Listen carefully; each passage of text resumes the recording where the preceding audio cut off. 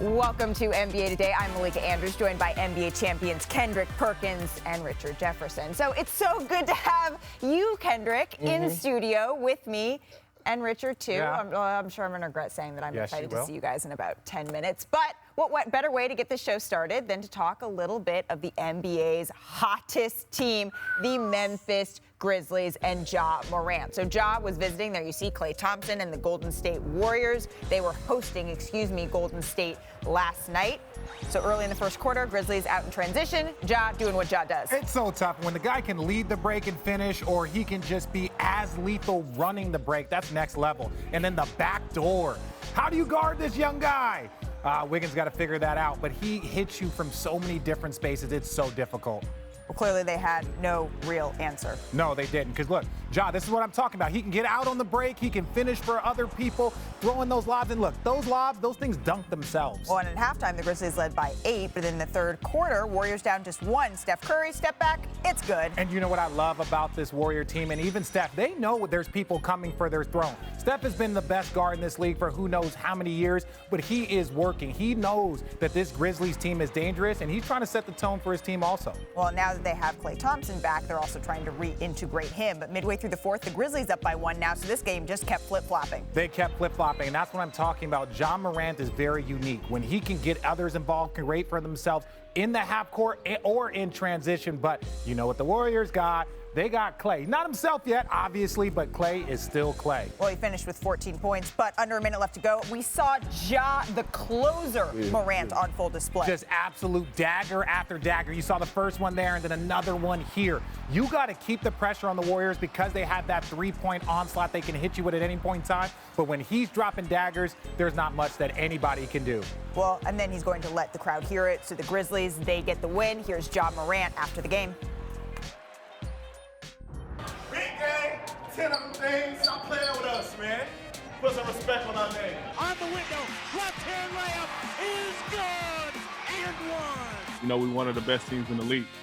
You know, that's number one. And number two, I feel like we're showing, you know, how deep our roster is. We know what we expect of each other, and this is kind of what we expect. On to the next one, but that attitude is the whole reason for this. They're a good team. I mean, top 4 in the West, possible playoff matchup down the road, and we do not take them lightly. How close are you getting to thinking you're getting the respect you this team deserves? I bet you we got it now. I bet you we got it now. All right, so let's go inside the Grizzlies' 10-game win streak, starting 7 of those wins coming against teams that are 500 or better. So Ja has averaged almost 28 a game and is the youngest player in NBA history to average at least 25 in a 10-game win streak. And the Grizzlies, they have been dominant on the interior with an NBA best 62 paint points per game during the streak. And then during the Grizzlies' 10-game winning streak, Ja Morant is averaging 28 points per game. So we have to start the conversation with Mr. Carry-On himself because he's also the president of the Ja Morant fan club. When you are looking at this win streak, Perk, are you looking more at what Ja has done and crediting him, or is it the Grizzlies team as a whole? I know y'all didn't think I was about to be humble, right?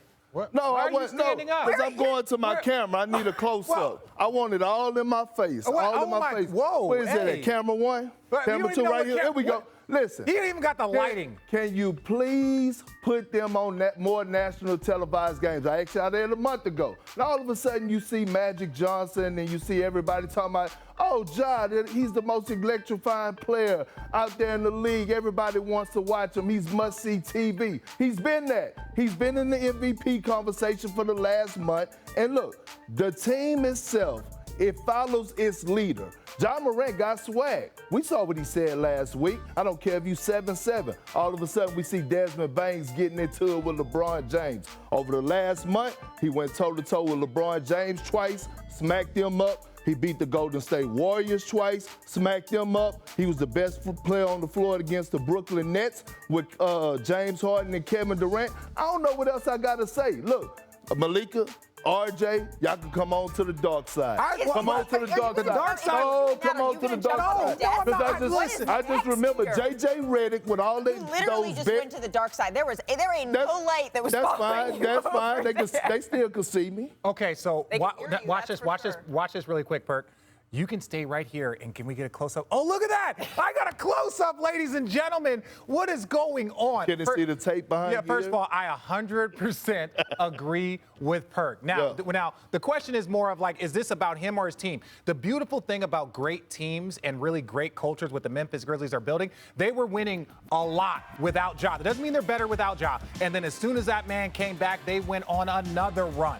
Ja is their leader, but leaders can lead even when they're not playing. Leaders can be a part of the culture even when they're not playing. So I think this is a combination of Ja and his team and their culture moving in the same direction. Well, Desmond Bane, for example, we were taking a look at his numbers. Woo, right? Oh my God, okay, Bane. He has taken a huge jump this season. And if you listen to Ja Morant, he has tweeted, he has said, I'm sure Perk has seen it because Perk sees everything that's on Twitter. He has said, it's not just about me. No. Take a look at the entire team, Rick. Yeah, everybody is grinding and working. I don't know what he's talking about. I see Zach Lowe ready to jump in here real quick. But the thing about Bane, and when you look at without Dillon Brooks, you need that next man up mentality. Dillon Brooks has been injured. You know, when he gets back and really is locked in and gets that rhythm, he's going to be special. But Bane has been I won't say filling in, but he has been stepping up in the opportunity that has been presented to him. And that just sounds like the Grizzlies themselves. Well, if Perk is the captain of the Ja Morant, the Grizzlies wagon here, Zach, you have to at least be a lieutenant, right? So what do you see as the biggest the biggest takeaway from this streak that the Grizzlies are on?